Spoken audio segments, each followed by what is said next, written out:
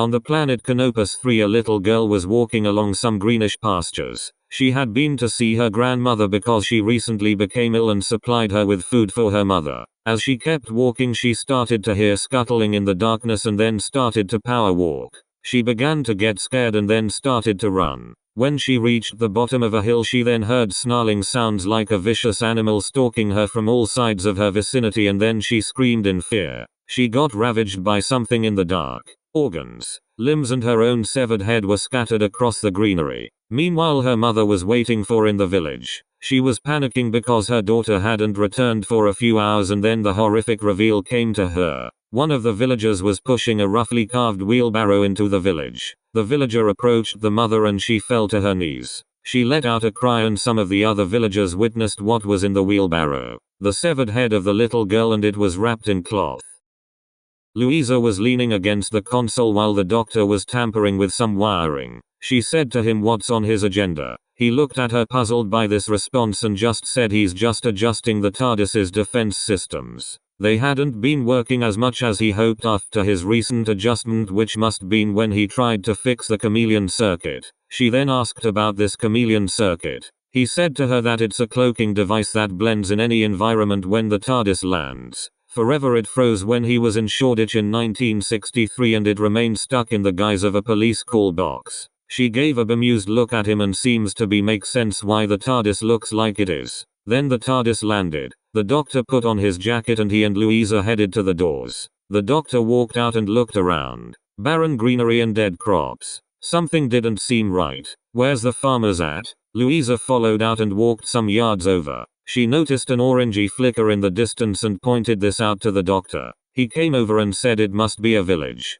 Before she can say anything, howling sounds were heard in the distance. He told her they need to get a move on and head to the village. Suddenly, an animalistic creature pounced on Louisa and started to viciously claw her. The doctor, in a quick reaction, brought out a yo-yo and started swinging it round. The creature eyed this and then he threw it hard far away. The creature chased after it and he quickly picked her up. He carried her to the TARDIS, but its defense systems kicked in and became deadlocked. The doctor shouted at it and forcefully bashed his shoulder against the door. He then heard another sound. This time it was snarling. Another one came into his view and the doctor sat down in front of the TARDIS with Louisa still in his arms. Then some shouting erupted and a few villagers armed with torches started waving violently at the creature. They told the doctor to get the village and that they'll help his friend. The doctor accepted this and headed off with the villagers.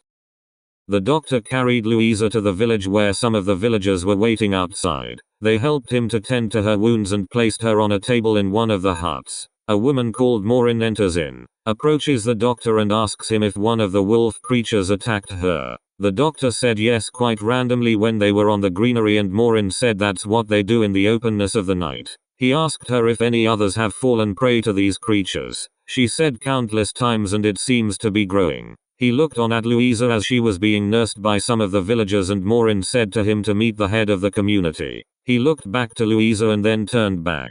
He said he would and headed with Maureen to see the head of the community. Maureen brought the doctor into another hut where the head of the community, called Mortrech, an elder man whose wisdom helped the village stand on its own two legs when crises strike, and let the doctor be seated. Maureen said to Mortrech that the doctor's female friend got attacked by one of the members of Cursum. The doctor turned to her and asked, "Who is Cursum?" Mortrech gruffly explained to him that the cult of Cursum were originally prisoners who raped and pillaged the land. They were locked up in an outpost called Cursum to be tortured and executed. That's when a mysterious wolf creature infiltrated the outpost and savagely attacked the prisoners, turning them into those vicious creatures, escaped and started to prey on the villagers in the wilderness. The doctor said did they manage to kill any of them during that time, and then Mortrech presented him a gallery of body parts of those who were killed. One of the body parts was of the little girl's severed head. Maureen told the doctor that it was her daughter Olimia. She went to see her ill mother and never returned until one of the villagers found her remains.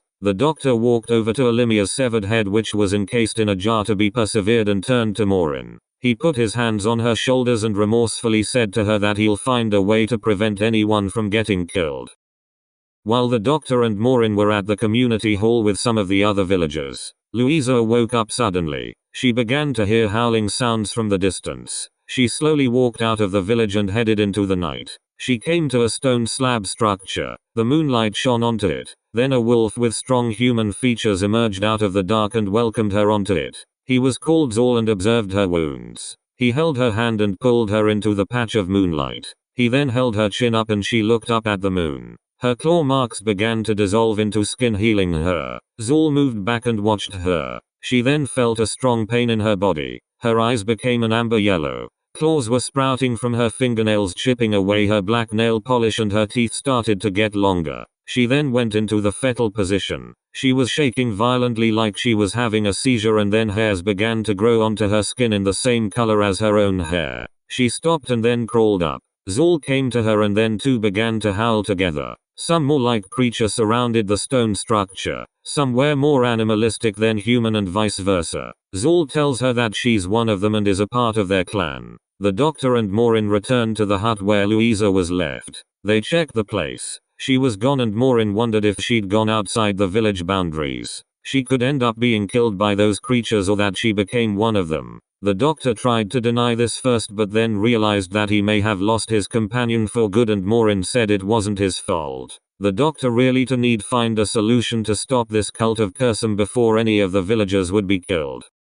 Zol took Louisa into the wilderness. There she was preparing for hunt and saw a woman nearby tending to a wooden cart. She prowled towards her and savagely ripped her rib cage out. Her first kill, and Zol observed her from afar. The taste of blood tempted her like crazy and felt a strong feeling of adrenaline going through her body. She got up and started to feel a bit playful towards Zol. She rolled in the grass in front of him. Then she laid on her front and brought her butt up in the air. She gave a little silly growl to him and he went behind her. They proceeded to mate and she gave out a screechy cry when he climaxed. Meanwhile, the doctor was standing outside the huts thinking how to stop these creatures. Maureen came to him and offered a drink to him. It was a homemade herbal type brew and thanked her. Before he can give a first sip, one of the villagers started shouting and rang some bells. Maureen says the cult of Cursum are here, and then they started to pounce on them. A couple of the huts were lit ablaze during the attack and some of the villagers were burnt alive. Almost the flames and chaos. The doctor saw Louisa now in her Cursum form. His eyes widened at the sight and was horrified. She looked at him and then left where Zol was waiting for her. The doctor looked at she left into the darkness. His attention quickly turned to Maureen witnessing one of the members being burned by something, and then saw that what was burning its body started to turn back into its natural form. He asked her what was it and she said it's a crystalline mineral called quax. It's mainly used for food seasoning. A thought came to his head. The planet's answer to salt, and Maureen said she only threw at the member as a quick act for defense. The doctor had a plan and asked her to assist him with it. She said they do a strong supply of quacks and the doctor gave a jump in the air. They need this stuff to change the members back, and especially Louisa. Maureen prepared the quacks supplies while the doctor recruited the remaining village children to build slingshots and later announced to Mortrech that he'll be reverting the cult of Cursum. Mortrech said he'll need a group of assist him. The doctor was resistant at first but then knew that there could more of the cult lurking about and agreed to this. He ventured outside the village with a group farmers in tow. Maureen quickly came to him and hugged him tightly. She said to come back alive and he said to her that he will. No doubt about that.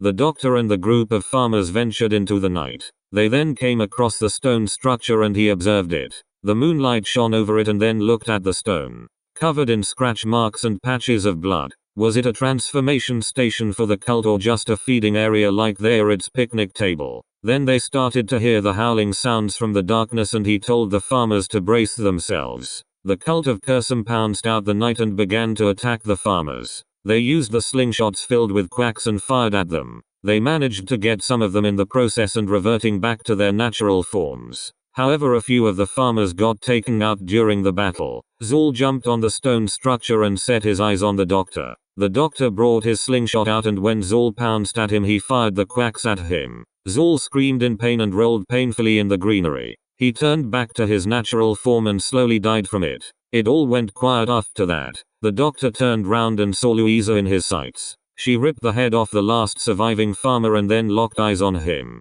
She leapt onto him and stabbed her claws into his chest. He let off a painful grunted screech. She got hold of the slingshot and threw it aside. She snarled at him and was preparing to rip him apart. He slowly but feebly reached into his pocket and shoved a pile of quacks into her face. She screamed and fell to the ground. She began to change back to her human form and the doctor sat up. She was still breathing and then he picked her up. He carried her away, leaving the dead farmers and the reverted members of Cursum on the barren greenery.